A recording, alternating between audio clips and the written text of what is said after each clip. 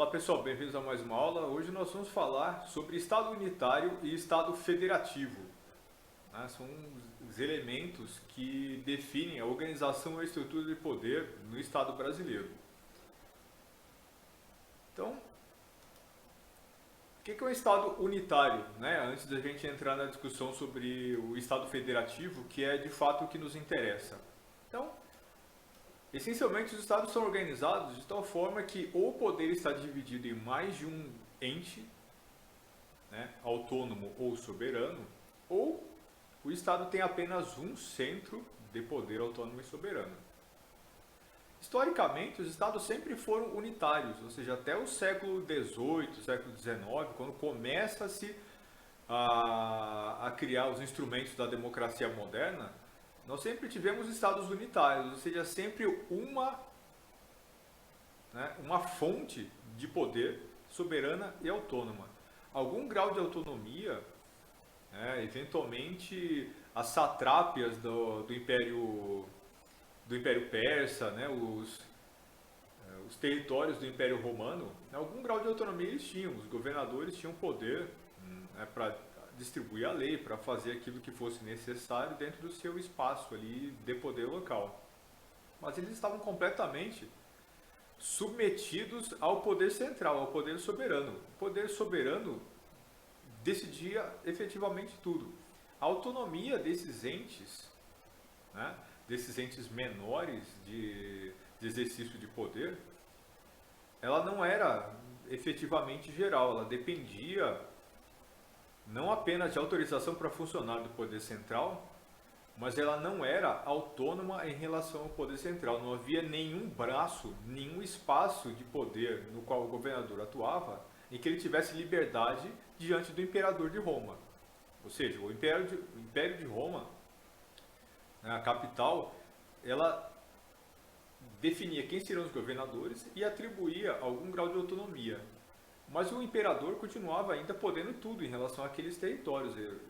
O governador ele não podia tomar nenhum tipo de decisão que estivesse em contradição com as decisões do poder central, ok? E no final das contas, o exercício de poder estava completamente submetido, ok? Então, o Estado unitário é o tipo de Estado no qual o poder central domina completamente a estrutura como um todo de poder dentro do Estado e as províncias não são efetivamente autônomas de direito próprio. Como eu já falei, apenas com o advento dos Estados modernos nós começamos a ter o advento da ideia de Estado federativo, mas mesmo hoje nós temos estados que são estados democráticos e ainda assim são estados unitários. De um modo geral, são estados pequenos, ou seja, quando nós estamos falando aqui de estados que são de extensão territorial, tal como o Principado de Mônaco, o Uruguai, salvo engano, estados desse tamanho, estados que são pequenos, eles não são efetivamente, né, na grande maioria dos casos, estados federativos, por conta da sua falta de necessidade de descentralização, né? Então, um estado, por exemplo, que tem quase que o tamanho de uma cidade, como o estado do Vaticano, obviamente não vai precisar, né, tornar-se um estado federativo. No entanto, há estados grandes, por exemplo, como a França, que são estados grandes, democráticos, que possuem províncias bastante numerosas e grandes, né? Mas essas províncias elas não têm autonomia de direito próprio. Por exemplo, a França é um estado grande, com muitas províncias, mas continua sendo um estado unitário, ok? Então, o poder dos governadores provinciais na França, né, dos gestores provinciais, ele está submetido completamente ao poder central. Por exemplo, no caso francês, se o presidente quiser interferir numa nomeação de um secretário municipal, ele pode. Correto? Ou seja, continua sendo um Estado democrático, mas, né, esse Estado democrático é um Estado democrático que permite intervenção do poder central nos governos provinciais. Tá? Isso seria um Estado unitário.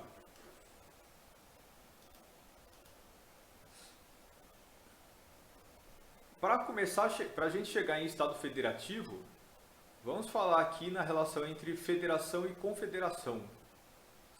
Né? O que é? Nós já discutimos isso antes, né, em aulas anteriores. Então, o que é uma confederação? Seria uma forma de aglutinação de estados que não geram poder soberano central, portanto, os estados que o compõem, os estados que compõem a federação, continuam sendo autônomos e soberanos. Cria-se uma entidade que os reúne, mas essa entidade não tem poder diante dos estados-membros, ou pelo menos ela não é superior a eles. Não é ela efetivamente o ente de soberania. Né? Os estados continuam sendo entes de soberania, exatamente. Então, cada estado efetivamente tem poder de direito próprio, podendo inclusive agir no cenário internacional em seu próprio nome. Esse seria o caso dos processos de integração regional. Então, União Europeia, Mercosul, são confederações. Né? Existe uma instituição grande, uma instituição maior. Essa instituição foi criada pelos estados, ela cumpre certos objetivos, ela tem um certo poder, mas o poder dela não é um poder soberano. Né? Quem detém a soberania continua sendo os estados que a compõem. Então, a União Europeia não fala sozinha no cenário internacional. Não é ela quem tem o direito próprio no cenário internacional. São os estados. Ok?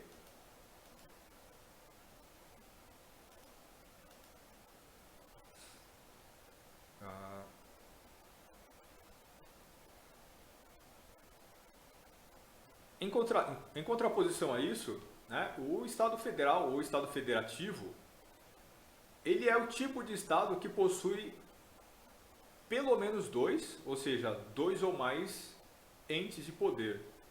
Dois ou mais entes que nós chamamos aqui de entes federativos. Ou seja, em geral nós temos a União e pelo menos as províncias como, né, centros de poder com algum grau de autonomia.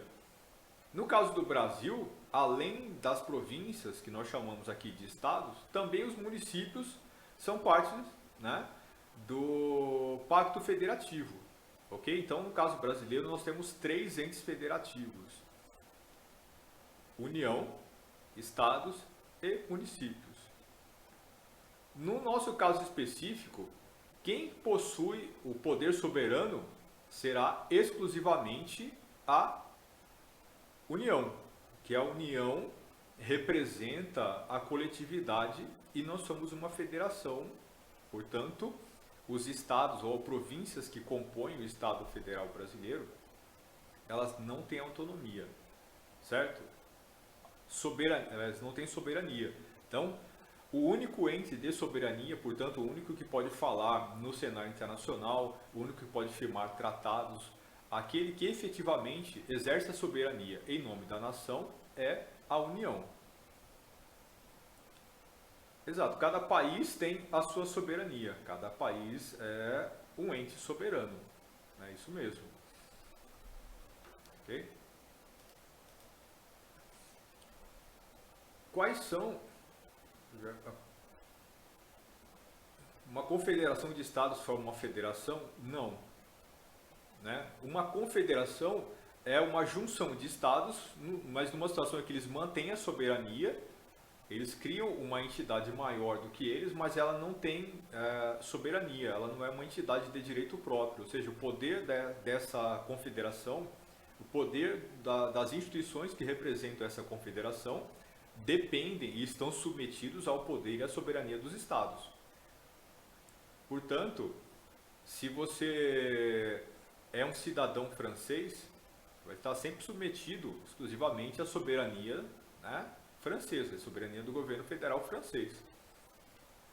A União Europeia, ela tem poder, mas o poder da União, o poder do secretário, né, geral da União Europeia, é um poder submetido ao poder dos Estados europeus. Ou seja, a União Europeia pode, sem autorização dos Estados nacionais, firmar tratados?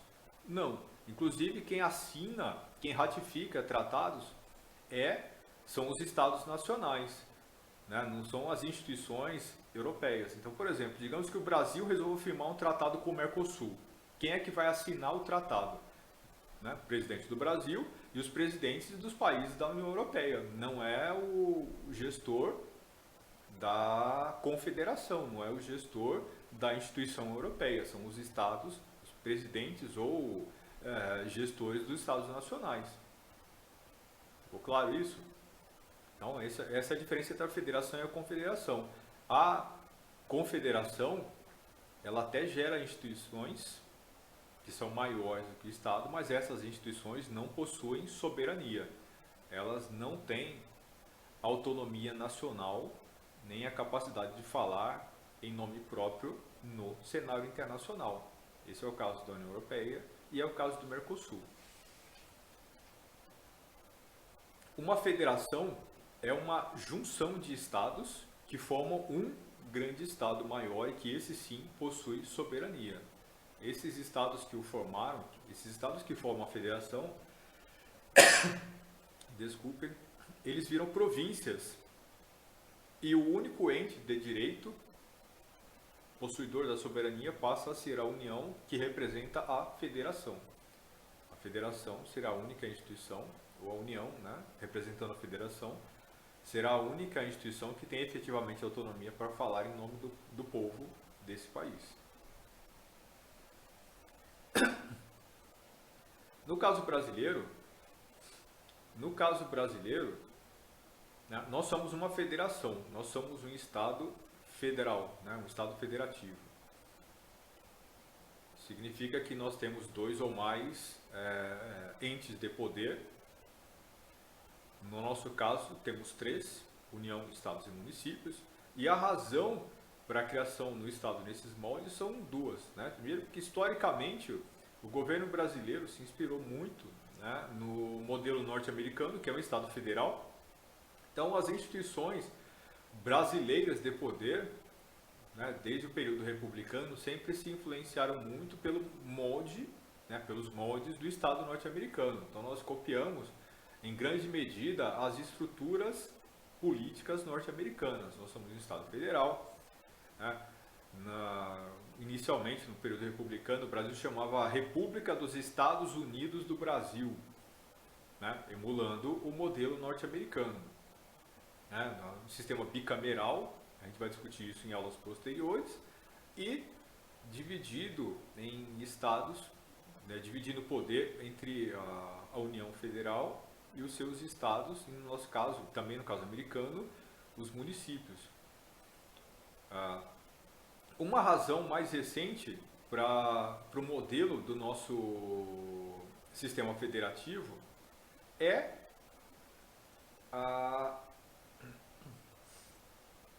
assim, principalmente no pós-88, né, após a Constituição de 88, é a criação, né, a necessidade da adoção do modelo democrático, certo? Então, o Estado Federal brasileiro, ele opta pela desconcentração, né? Uma desconcentração que tem como objetivo colocar o exercício do poder mais perto do povo e evitar que uma capital federal, que um centro único, né, grande de poder, tenha concentração excessiva do exercício desse poder, do orçamento e tudo mais. Então, como uma das consequências da Constituição de 88, o nosso pacto federativo foi rediscutido e a autonomia dos seus entes foi aumentada. Não necessariamente no caso dos estados, mas no caso dos municípios principalmente. Os municípios brasileiros ganharam muito mais poder e muito mais autonomia após a Constituição de 88. O objetivo era, né, aumentar as garantias democráticas do Estado brasileiro, mas também levar o exercício do poder para mais perto das pessoas. Ok? Vamos discutir agora, né, a autonomia dos entes. A autonomia dos entes federativos, no final das contas, significa caso brasileiro, mas também em todos os outros estados que possuem essa característica federativa e não unitária, ela tem relação com a ideia de direito próprio, né? Com autonomia e direito próprio. Esses entes federativos, eles possuem autonomia, possuem direito próprio, mas sem soberania. Isso se diferencia dos estados unitários anteriores, mas que possuíam subdivisões administrativas, como o Império Persa ou o Império Romano, pelo fato de que, né, no caso do Império Persa, no caso do Império Romano, o governador ele tinha sempre, né, uma condição de submissão absoluta ao poder central. O imperador, se tivesse de viagem, por exemplo, para uma província romana qualquer, ele poderia desfazer qualquer ordem governamental local e podia ele próprio assumir o governo se ele quisesse e fazer qualquer coisa. Portanto, a autonomia desse governo local, ela era uma autonomia que estava completamente submetida ao poder central. O governador era soberano até o momento em que o poder central decidisse intervir, certo? Então, até existia algum tipo de autonomia administrativa, mas, né, apenas enquanto o poder central permitisse. No caso dos Estados Federativos, não existe a possibilidade de intervenção na esfera de outro poder. E isso é especialmente importante, quando a gente pensa não só no Estado democrático, mas na natureza daquilo que é um Estado federativo. Então, nós temos, no caso brasileiro, 3 entes federativos. Cada um desses entes federativos possui atribuições próprias, e essas atribuições próprias são exclusivas. Tá? No âmbito das atribuições do governo municipal, apenas o governo ou o poder municipal pode efetivamente gerir.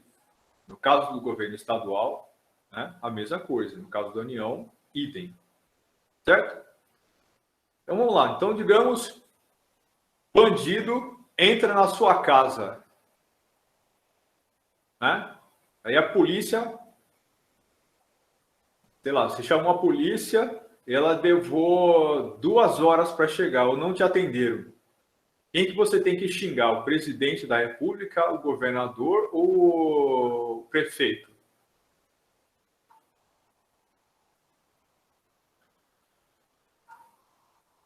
O governador? Todo mundo concorda com isso?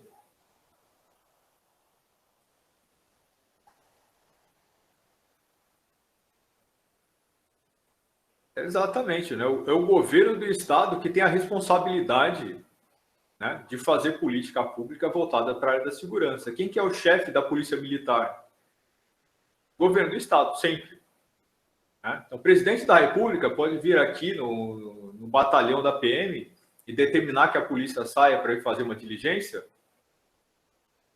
Não, não pode. Não tem autoridade para isso, não tem autonomia para isso. Ele pode definir onde as patrulhas vão ser feitas? Não. Então, é o governo federal que faz política de segurança pública? Não, né? Não é o governo federal que faz política de segurança pública. Quando você vai votar, você vota nos presidentes para você ter mais segurança?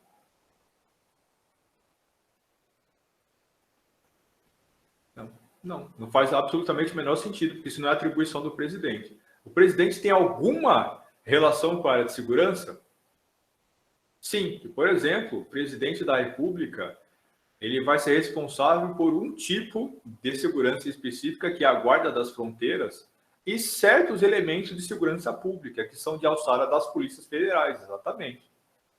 Né? Não só a Polícia Federal, mas também o Serviço Nacional de Segurança, né? O Serviço de Inteligência. Tanto a garantia das fronteiras, tráfico de drogas. Então, há certos crimes que são da alçada do governo federal. Então, a patrulha das fronteiras, né, a patrulha contra intervenções de governos estrangeiros dentro do Estado brasileiro, isso é da alçada, né, do governo federal. Combate a tráfico de seres humanos, né, ou seja, crime organizado internacional, tudo alçada das atribuições do governo federal. E se a prefeitura municipal de qualquer cidade comete um ato, né, assim, desvia, né? Se o prefeito de uma cidade qualquer brasileira desvia recurso público, quem é que vai investigar isso?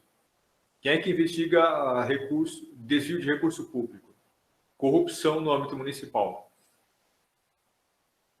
A Polícia Federal? Não, não é a Polícia Federal. E por que não é a Polícia Federal? Ou será que está certo isso que eu falei, que a Polícia Federal não deve investigar aqui a desvio de recurso público, se ele for feito na prefeitura? É a Polícia Civil? É o Tribunal de Contas? E agora? Você vê, são todos elementos muito importantes. A gente precisa saber dessas coisas para saber, né, quem é que você xinga, para vocês saberem, né, a quem os clientes futuros de vocês aí vão responder, né? Vereadores? Sim, de certa forma, sim. Né? De certa forma, sim, a gente vai discutir na nossa próxima aula quando nós falamos da separação de poderes depois. Então, as câmaras estaduais, Câmara Federal e as câmaras municipais, elas têm também uma função de controle, inclusive investigativo. Certo? Então, a gestão dos recursos públicos, elas devem ser fiscalizadas, né, pelos poderes legislativos, mas esses poderes não são investigativos, né? Eles devem fazer o acompanhamento e, inclusive, podem oferecer denúncia ou fazer um julgamento político a partir do momento que ficou configurado o crime. Mas a investigação propriamente dita não é feita pelo legislativo. Embora nós possamos ter aqui as comissões parlamentares de inquérito, né, em todos os níveis, mas, né, a atribuição própria da investigação cabe né, às autoridades policiais. O Tribunal de Contas ele vai fazer a investigação, né, não é uma investigação propriamente dita, mas ele vai fazer uma avaliação das contas. Se houver indício de desvio, né, de recursos públicos, o que o Tribunal de Contas faz? Caminha para as autoridades competentes, não é isso? E quem são as autoridades competentes? Ministério Público? Há uma possibilidade, dependendo né, da situação. Então, você vê mesmo, isso é polêmico. Muita gente não... Há pouco tempo atrás, houve uma discussão muito grande sobre esse poder investigativo, né, do Ministério Público. Isso não é uma questão assim tão completa, tão tranquila. As polícias civis fizeram um lobby muito forte para evitar que o Ministério Público tivesse poderes investigativos, para que ele não tivesse o mesmo poder que a Polícia Civil. Então, em tese, quem investiga desvio de recurso público é a autoridade policial submetida a quem enviou o recurso, certo? Então, se o governo estadual encaminhou recursos aqui para a prefeitura e esse recurso foi desviado, quem que investiga? Polícia Civil, né? Porque a Polícia Civil também é uma força submetida ao governo estadual, certo? Polícia Civil e Polícia Militar são ambas submetidas ao governo estadual. O chefe da Polícia Civil e o chefe da Polícia Militar é o governador.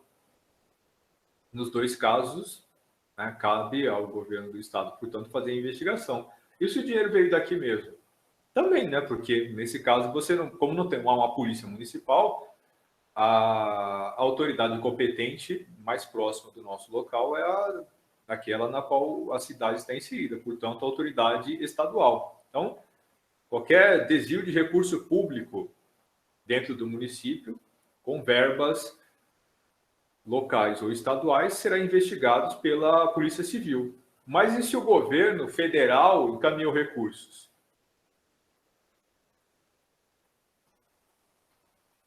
Aí a Polícia Federal vai fazer a investigação, exatamente. Por isso que nós vimos na prefeitura local aqui, né, uma série de investigações, prisões, né, uma série de diligências que foram todas feitas pela Polícia Federal. E por que isso aconteceu? Porque os recursos desviados foram recursos federais. Certo? E aí, na alçada local, o Ministério Público Estadual investiga possíveis desvios, desmandos que eventualmente cheguem a seu conhecimento, se esses recursos forem recursos do governo do estado ou do governo local, né? por recurso da própria prefeitura. No caso em que o desvio de recursos é federal, ou seja, recursos federais foram encaminhados e foram desviados, aí sim o Ministério Público Federal pode proceder a uma investigação também.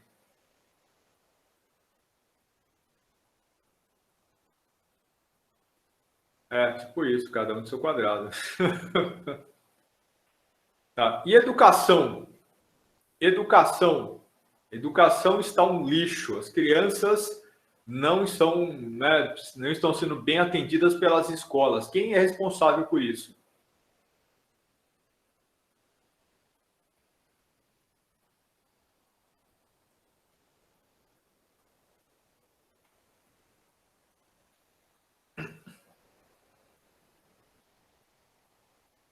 Município e Estado? E a União não tem nenhuma responsabilidade dentro da área da educação?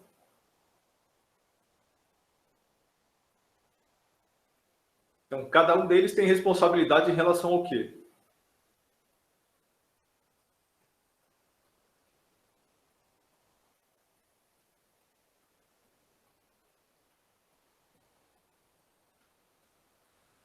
Hein? Vamos lá. Então, creches, escolas, essas primeiras, né, o ensino nesses primeiros anos é responsabilidade do governo municipal. As escolas públicas, né, em geral, essas escolas de ensino médio e fundamental, elas são responsabilidade do governo estadual. E o ensino superior, responsabilidade do governo federal. Portanto, quem é que é responsável pela educação, efetivamente, né, da nossa sociedade? Governo estadual. Né? Você veja que coisa interessante, a nossa segurança e a nossa educação, tudo é responsabilidade do governo do estado. Agora, deixa eu perguntar para vocês, quem prestou atenção nas propostas dos candidatos ao governo do estado para as áreas de educação e saúde nas últimas eleições? Sendo que eles são responsáveis por isso tudo. Né? Você viu o preço que cobra? Fica dizendo que o presidente vai resolver, o presidente, ou que ele é culpado disso. Né? Se você gosta do presidente, você diz, não, né? Não deixam ele fazer, né? Ele quer resolver, mas não deixam ele resolver, ou ela, né? Ou você vota em alguém depois que ele sim vai resolver isso, vai mudar a educação do Brasil, vai mudar a segurança no Brasil. Ou o contrário, né? Você não gosta, vagabundo ou vagabunda, né? Não faz nada, não cuida da saúde, não cuida da segurança. Tá vendo essa criminalidade aí, esse partido, esse ou aquilo, seja lá o que for, né? Tudo fruto de ignorância e falta de conhecimento sobre quem cuida do que. Sobre as responsabilidades dos entes federativos.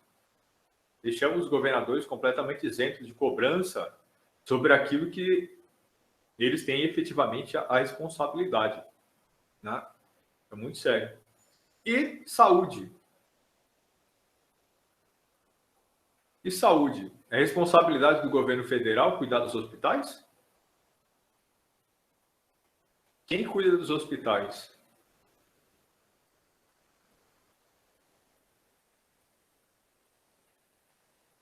É o Lula? É a Dilma? É o Bolsonaro? É o Fernando Henrique Cardoso? Quem que é responsável pela saúde no nível que ele está aí, hein? E o ensino superior, né? Só para antes, vamos voltar lá para o ensino superior, que eu esqueci de falar. Então, e que responsabilidade o governo federal tem no ensino superior? Oferecer educação superior?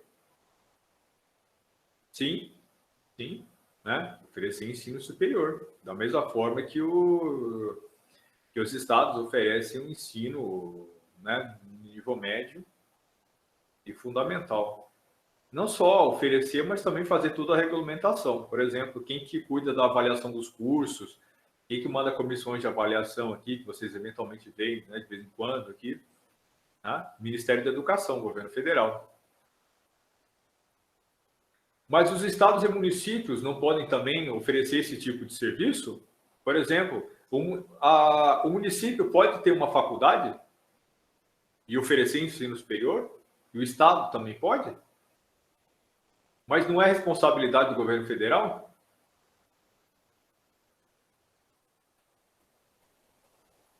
Se o ensino superior é responsabilidade do governo federal, como é que pode um estado ou município oferecer, né, um ensino superior, criar uma faculdade e botar para funcionar?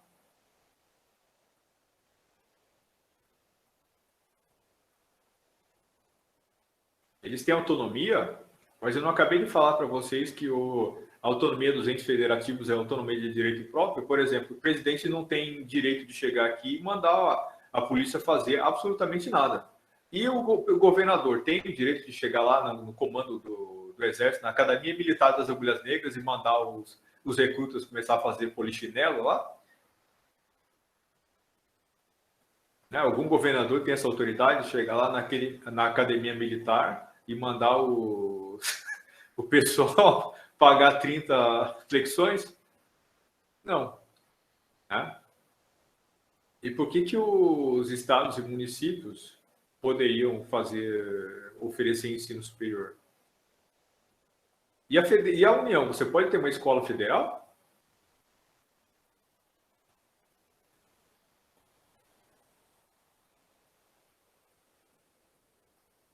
Mas e como é que fica essa questão da autonomia? Porque se fosse assim, por exemplo, então o município poderia ter um exército próprio? E os estados poderiam ter exércitos próprios?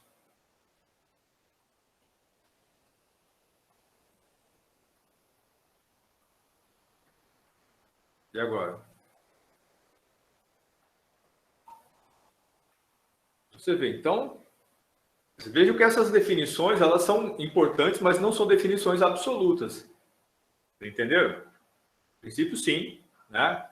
Cada ente federativo tem a sua própria esfera de autonomia e dentro dessa esfera de autonomia, eles têm autonomia de direito próprio. Portanto, nenhum outro poder de nenhum outro nível pode interferir ali. A autonomia do governo municipal não pode ser questionada nem invadida nem pela União, nem pelos municípios. Isso vale para cada uma dessas esferas de poder. Agora, em casos excepcionais, em casos específicos, é possível você ter aqui certos acordos, né, que possibilitam a cooperação. Um exemplo do que seria isso? Quem é que deve aplicar multas de trânsito dentro dos municípios? Infração de trânsito, quem é que deve verificar isso? Dentro do âmbito municipal. Né? São as prefeituras. As prefeituras. Deveria haver uma guarda municipal responsável por isso, né? Pelas infrações de trânsito em perímetro urbano. Mas por que aqui na nossa cidade a polícia militar é que atribui essas multas? É porque há um convênio firmado, como não há uma guarda municipal, como não há um efetivo municipal, né, pronto a cuidar desse tipo de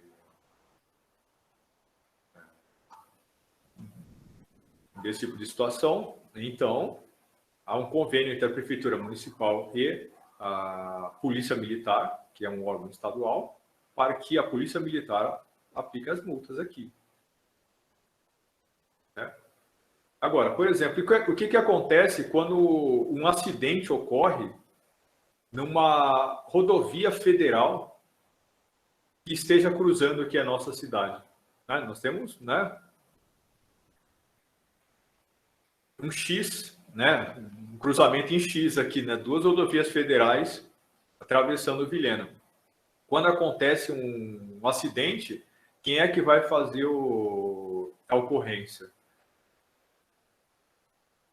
A Polícia Rodoviária Federal, exatamente, porque não há um convênio entre a Prefeitura Municipal e a Polícia Rodoviária Federal para lidar com isso. Então, acontece um acidente aqui na BR, bem no meio da cidade, né? Alguém vai ligar lá para o destacamento da Polícia Rodoviária Federal, que vem aqui e fazer a ocorrência. Né?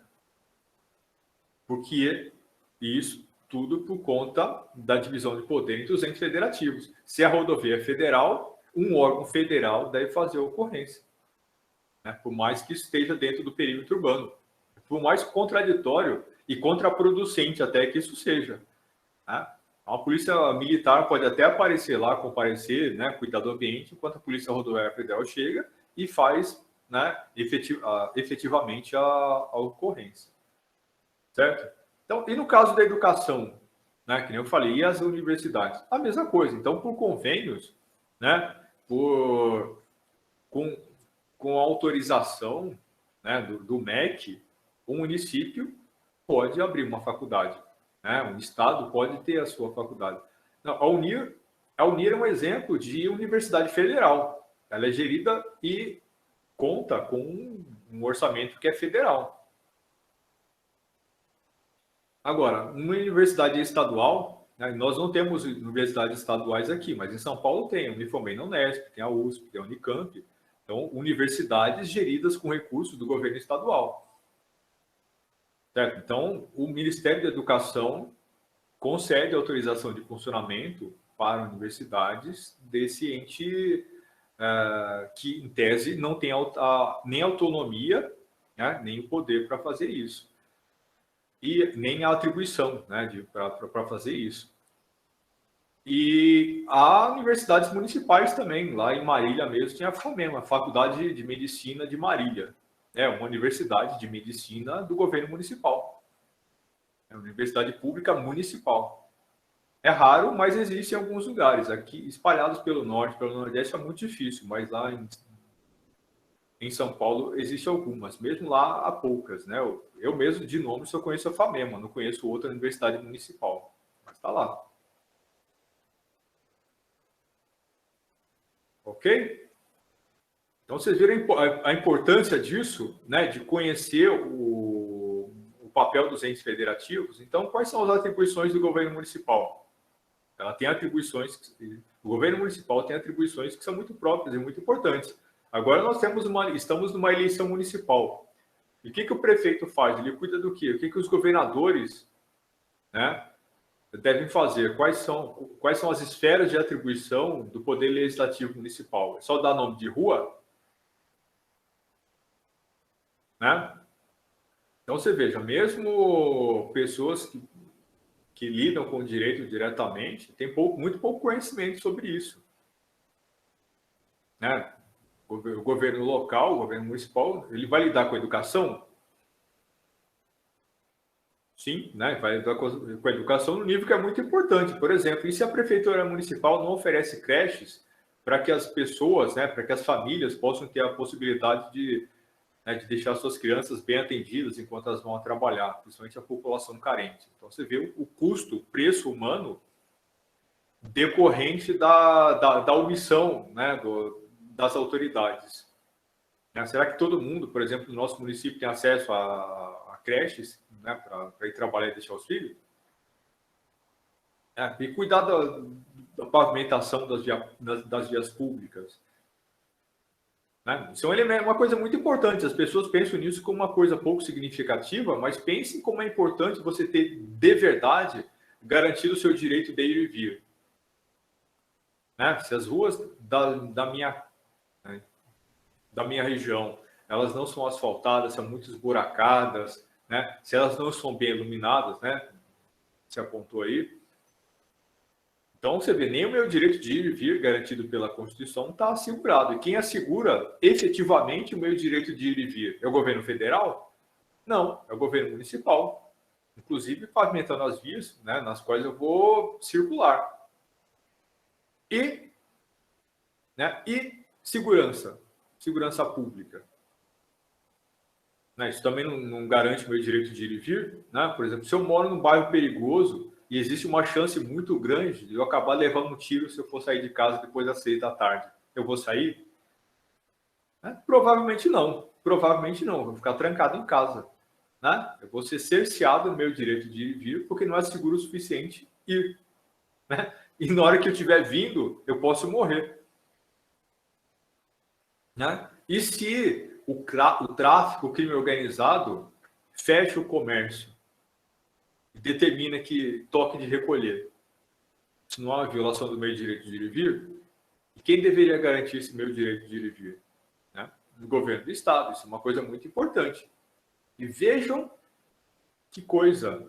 Né? Nós atribuímos muita importância ao governo federal, né? O governo federal, né, além da incompetência típica, né, dos mandatários aí ao longo de toda a história do Brasil, tem atribuições que afetam muito menos diretamente a nossa vida do que a grande maioria das pessoas imagina. Nós atribuímos muita importância também ao governo municipal, com razão, mas pelo simples fato de que, estando aqui perto, né, nós sabemos quem ele é, né, tromba com eles aí na rua. Entendo que a parte mais significativa do exercício do poder no Brasil, que afeta diretamente a nossa vida, né, está relacionada aqui ao governo do Estado. Segurança pública, saúde pública, né? Nós não esmiuçamos um pouco mais essa questão. E os hospitais? Quem que cuida do hospital? De quem é a responsabilidade pela manutenção, né, dos hospitais? Né? Também governo do Estado. Na verdade, essa é uma atribuição que é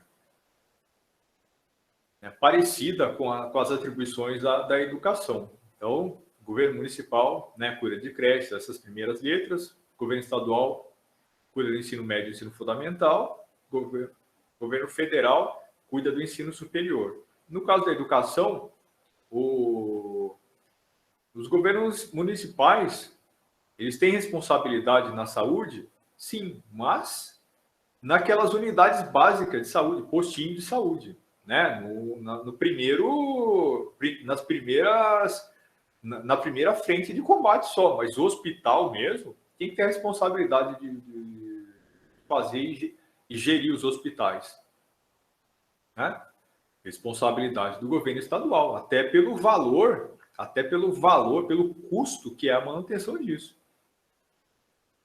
Né? Aí o governo federal vai cuidar dos institutos de pesquisa, né, dos centros de excelência, então ele vai trabalhar com certos aspectos específicos, né, da gestão de saúde. E ele também, né, o governo federal, ele tem certa influência, certo impacto nessa gestão de políticas públicas ao gerir o orçamento. Por exemplo, grande parte do orçamento, tanto do governo municipal quanto do governo do estado, vem de distribuição dos recursos. Exatamente. Então, o governo federal, ele cuida do SUS, que na verdade significa a gestão de recursos. Tem gente que acha que o SUS é o hospital, mas não é. O SUS é o sistema de gerenciamento dos recursos para a saúde. Tanto que hospitais privados podem também contar com recursos do SUS, né? Atender pacientes do SUS e receber o dinheiro. O SUS é um plano de saúde. O SUS é um grande plano de saúde público. Não, é igual a Unimed. A Unimed não tem hospitais, né? Não está sendo fabricado. Não estão fazendo um hospital aqui, né? Eles têm também clínicas espalhadas por aí afora. Então, você paga um plano de saúde da Unimed, você vai ser atendido onde você quiser, eles, né, te reembolsam, mas em algumas situações eles têm hospitais próprios, então você vai lá e vai ser atendido no próprio hospital da Unimed. O SUS é exatamente a mesma coisa, né? Ele é um plano de saúde que você paga ao pagar impostos. Ele gerencia o sistema de saúde financiando hospitais, que podem ser, em algumas situações, vinculados ao governo federal. Na grande maioria dos casos, os governos estaduais, né, criam hospitais que vão ser, em geral, tocados com dinheiro público do SUS, né? Então, desse plano de saúde federal, ou, em algumas situações, até hospitais privados também vão atender pacientes, né, que não têm plano de saúde próprio, então o SUS paga essa conta, não a conta do hospital, mas enfim, aquilo que é o valor determinado pelo próprio SUS como valor de pagamento, que é exatamente a mesma coisa que a Unimed faz. Né? Ela tem um certo valor que ela paga para o médico por atendimento. O SUS age exatamente da mesma forma. Então, nos hospitais que são estaduais, eles são geridos com dinheiro federal, porque o SUS é o plano de saúde que paga esses atendimentos. Certo? Então, o hospital é do SUS, Não, o hospital é do governo federal. O SUS paga os atendimentos feitos pelo governo do estado. Certo? Então você vê que o governo federal então, vai ter uma importância muito grande na gestão da saúde, mas não ele diretamente aplicando o tratamento de saúde. Quem trata da saúde das pessoas são os governos municipais ou estaduais com seus postos de saúde ou hospitais. O SUS faz a gestão dos recursos pagando, né, servindo como grande plano de saúde. E no caso das polícias?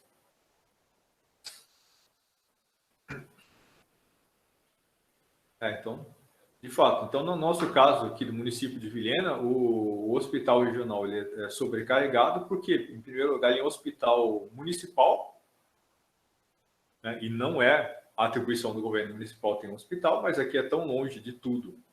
E o governo estadual nunca criou um hospital aqui dentro, então o município acabou assumindo uma atribuição que não era sua, com autorização, né, do governo estadual. Para isso, ele recebe repasses tanto do governo estadual quanto do governo federal. Os municípios da região também têm repasse de verba de saúde, que como eles não têm hospitais próprios, né, em tese eles encaminhariam a verba para Vilhena e Vilhena atuaria como um hospital regional, atendendo não só o município, mas a região. Essa é a lógica dos hospitais regionais. Né? O governo do estado cria um hospital numa cidade, ele atua como um centro regional. No nosso caso, nós temos uma condição sui generis, que é um hospital municipal servindo como hospital regional. Por conta disso, nós temos uma grande quantidade de problemas. Você vê, o fato de que as atribuições dos entes federativos aqui ela está meio torta, faz com que Vilhena acabe assumindo um ônus maior do que deveria. Porque você tem uma série de problemas aqui para conseguir esse repasse de verbas. Por exemplo, a Prefeitura Municipal de Vilhena e o cidadão vilhenense acusa muito, né, os vizinhos de virem aqui se tratar com dinheiro que deveria ser nosso. Né? Não fazer passe, todo esse tipo de coisa. Mas o ponto é, né, como é que os prefeitos dessa região, como é que o povo das cidades em volta de Vilhena poderiam ter gestão sobre isso? Como eu acabei de falar, o recurso, né, para cuidar da saúde, ele vem do governo federal. Né? Vilhena recebe o dinheiro, né, o recurso que lhe cabe. Né? Em parte, ele é repassado também pelos municípios vizinhos, mas se falta dinheiro para cuidar aqui da nossa saúde, isso obviamente não é culpa dos municípios vizinhos. Certo? Então, até, como eu já falei, é importante você saber quem tem que xingar, né, em relação aos problemas que acontecem à nossa volta. Quando a gente faz coisa estúpida, falando bobagem por aí, o que acontece é que nós estamos deixando os verdadeiros culpados isentos da sua responsabilidade. E isso é muito sério, isso é muito grave. Certo? Então, pelo fato de que nós não conhecemos quem é o nosso governador, nós não sabemos, temos a menor ideia do que ele pensa sobre saúde, educação, segurança pública, nós ficamos aqui completamente ao Deus dará. Né? Então é importante saber quais são as atribuições dos entes federativos para que nós possamos efetivamente, né, votar conscientes do que pode acontecer no futuro. O Matias perguntou aqui, no caso, se faz o levantamento do número de atendimentos e o SUS faz uma previsão de valor por orçamento, né? É mais ou menos por aí. É mais ou menos por aí. Mas o ponto é. Então você veja que aqui nós estamos falando de uma situação em que você tem o município, que está no extremo, buscando um recurso lá na União Federal, que está no outro extremo.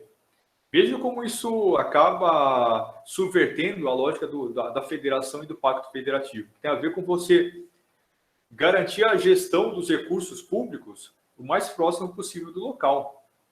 E a ideia toda de você ter uma federação funcional seria isso, né? Você ter os municípios com ampla autonomia para fazer gestão orçamentária, porque é no município que as pessoas efetivamente vivem.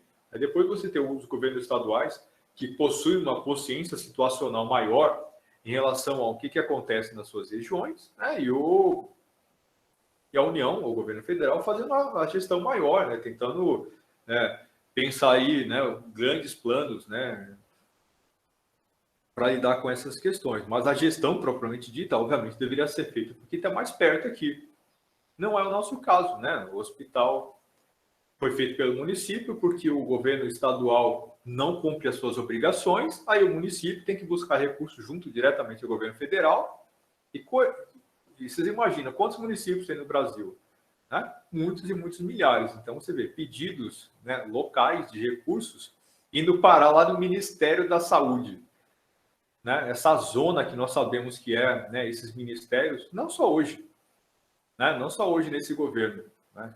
Tá uma loucura, mas sempre foi assim, né? E nos outros governos era muito diferente, não era, né? A nossa educação, a saúde aqui era melhor, o acesso, né, do gestor do hospital regional aqui era melhor, né, ao ministro da saúde lá, no final das contas é de lá que vai vir esse dinheiro, né, na Anvisa, das agências, né, e tudo mais.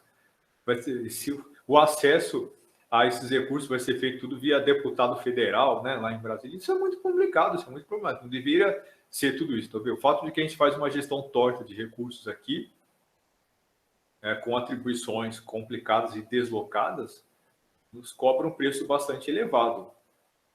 E o fato de que nós não sabemos o que o nosso governador pensa sobre a educação, né, mostra o grau de importância que nós damos para isso. Né? Lembra que eu falei na aula passada, no curso de Sociologia Jurídica?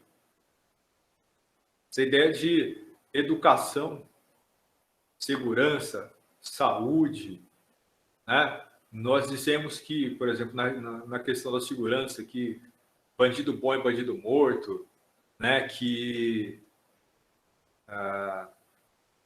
esses bandidos aí institucionalizados dentro do sistema, eles são o mal, né? Eles são maus feitos pica-paus. Se não fosse eles, né, o Brasil ia para frente, essa coisa toda, né? Como se ninguém cuida aí da nossa segurança, a gente devia assumir isso nas nossas próprias mãos, essa coisa toda.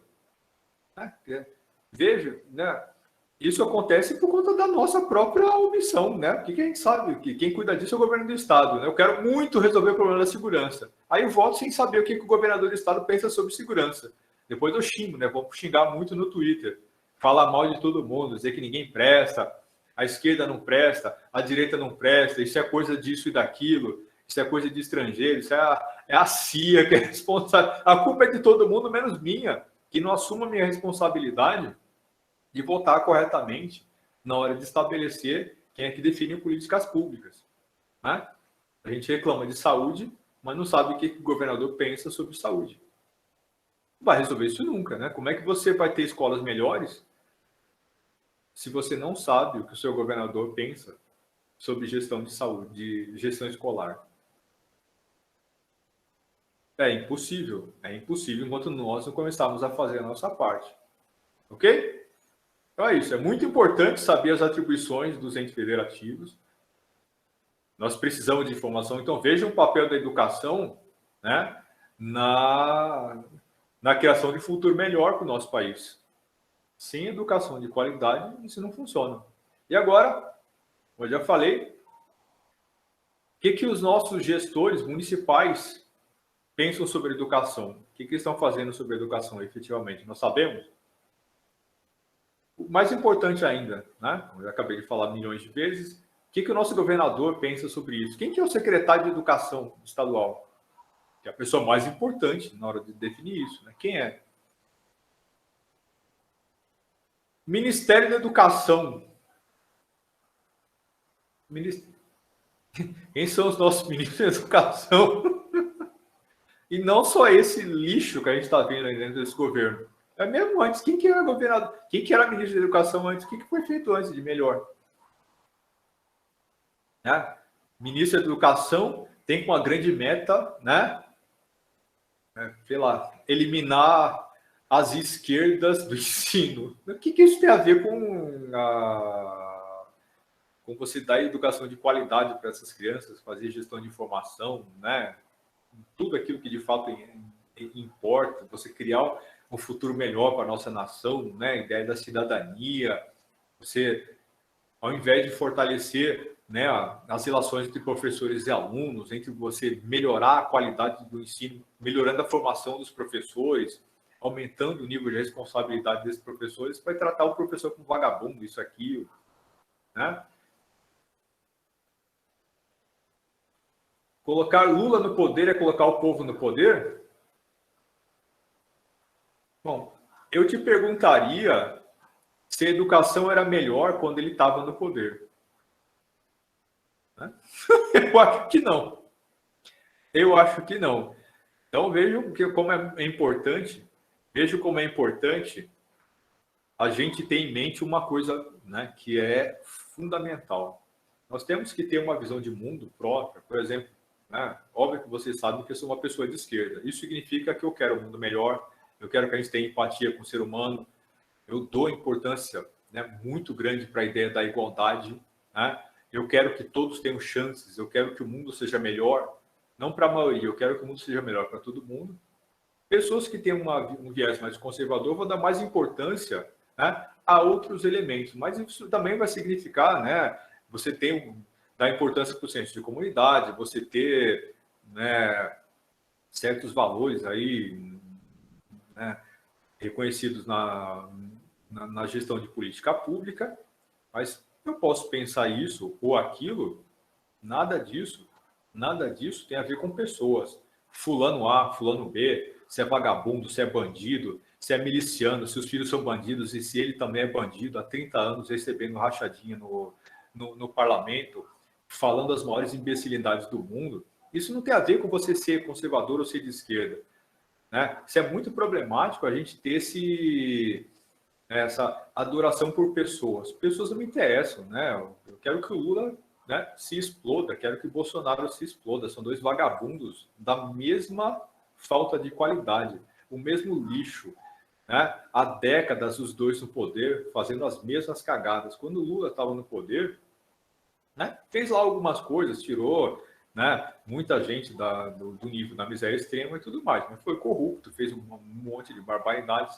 Por exemplo, o que ele fez de melhor que esse governo esteja fazendo agora em relação à educação? Eu não vejo nada como coisa que seja consistente. Por exemplo, então, isso que se chamou de esquerda quando esteve no poder cuidou mais de educação? Não. Esse governo está fazendo melhor pela educação? Onde? Né? Onde? Está fazendo melhor para a saúde? Onde? Não, isso é lixo. Né? São os mesmos lixos. Como eu já falei, nada, bomba na Dilma, não interessa. Eu disse, é tudo a mesma coisa. É tudo a mesma coisa. Eu tenho uma visão de mundo que eu quero que esse mundo seja melhor, mas isso não depende de pessoas. A gente não pode ficar aí falando, não, porque fulano que era vagabundo, fulano que é bom. Não interessa. Porque eu quero que coisas boas sejam feitas. Não interessa quem faça. Se fizer coisas boas, se vai estocar vento do tempo, é verdade, mas também enfiar o dedo no rabo dos outros, perguntar o que é Golden Shower, fazer, nomear, né, ir para frente do Congresso, né, pedindo ditadura, né, fazer todo tipo de barbaridade que a gente está vendo aí, né, querer influenciar a nomeação, né, na gestão, em gestores da Polícia Federal para tirar o próprio filho da cadeia, né, usar a estrutura do governo para impedir que a própria família vá para Bangu 8, é tudo a mesma coisa, como eu já falei. Não são as pessoas. Nós temos que olhar para projetos, para aquilo que é importante para o nosso país, entendeu? De onde for que vier isso, se a pessoa fizer coisas boas, que faça coisas boas. Mas a gente precisa de governos que tenham responsabilidade, falando não só para os meus, quem é de esquerda, ou quem é de direita, isso não interessa.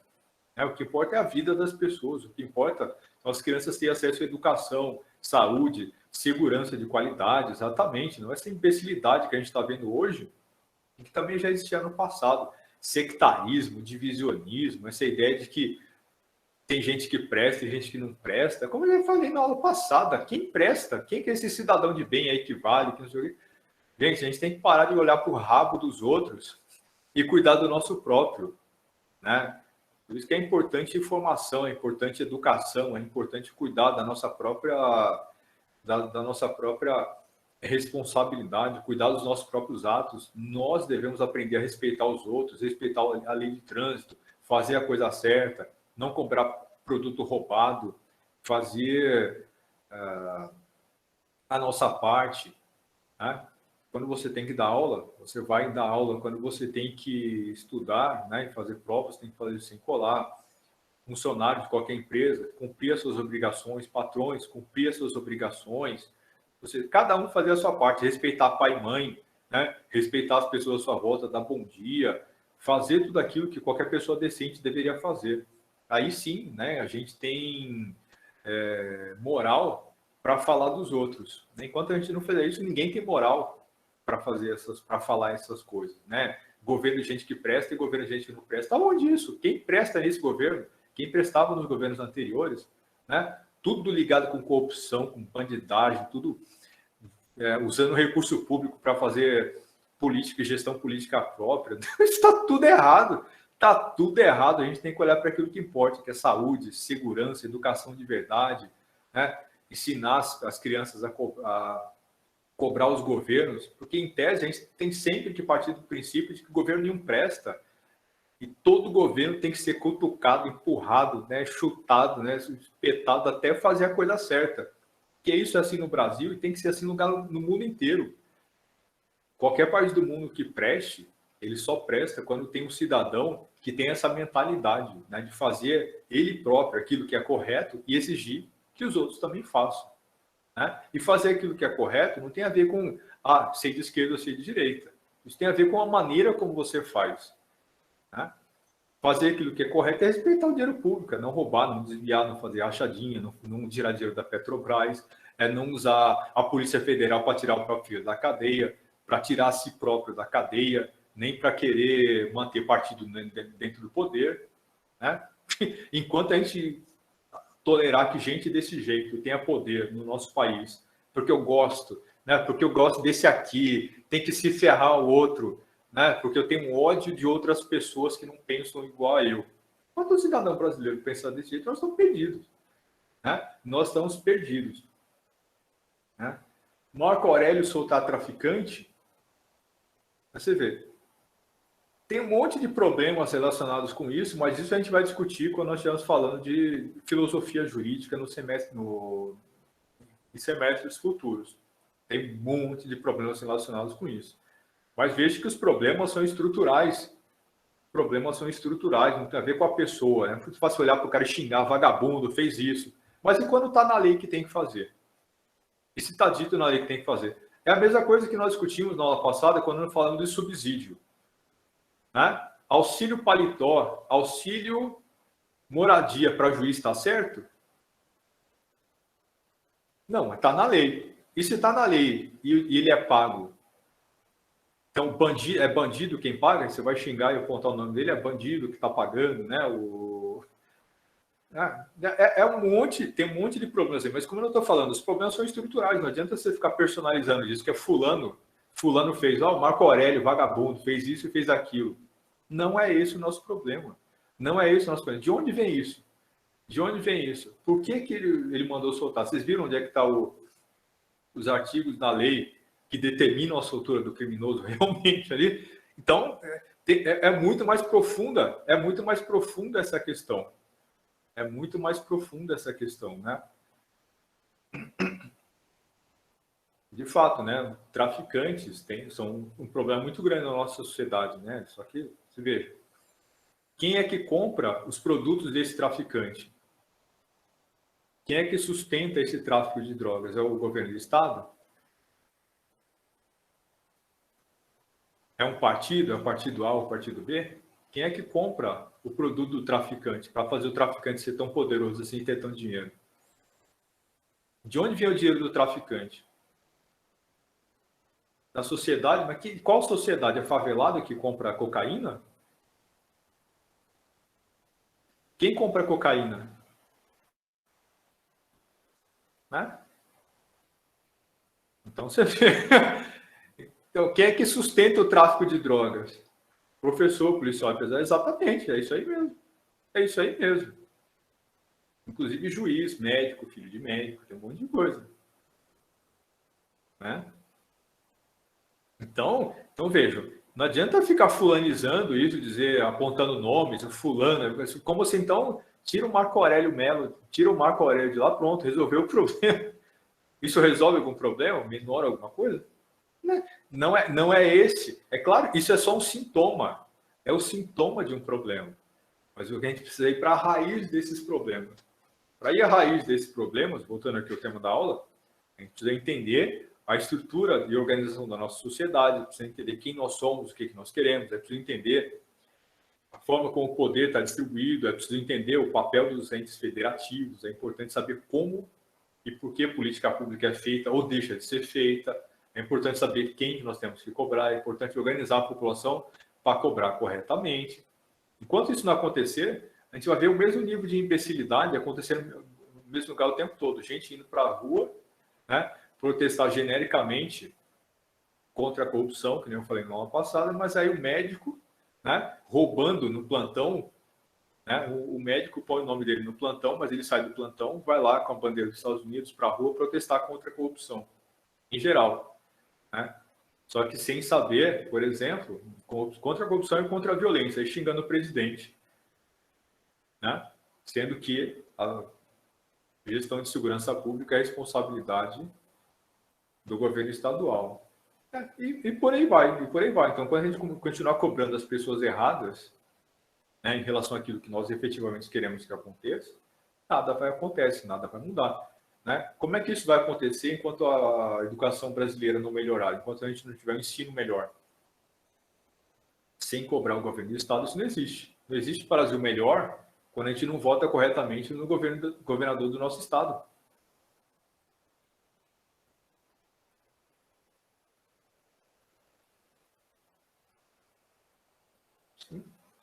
O traficante foi solto de acordo com o pacote anticrime. Mas assim, mas você vê a forma como o pacote anticrime tramitou. Né? Você tem um monte de barbaridades todas acontecendo, uma discussão toda errada, toda torta.